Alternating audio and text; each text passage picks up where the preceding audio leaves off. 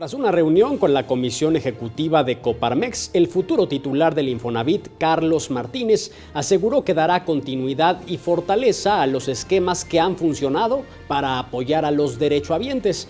También dijo que hay puntos clave que deben mejorarse con ayuda de los tres sectores, es decir, empresas, gobiernos y trabajadores. Vamos a escuchar.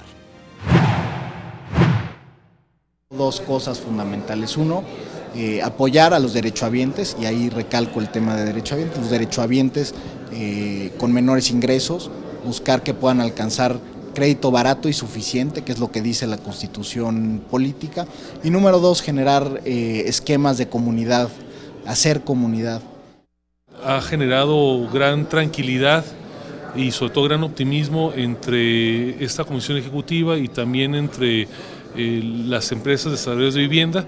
Estamos seguros que con la visión que aquí nos ha compartido y que se basa en aprovechar las capacidades, lo que se ha construido bien en el instituto en los últimos años y también en los procesos de mejora que tengan que implementarse, podremos lograr, una vez que se dé esta aprobación en su caso por la Asamblea, que haya una continuidad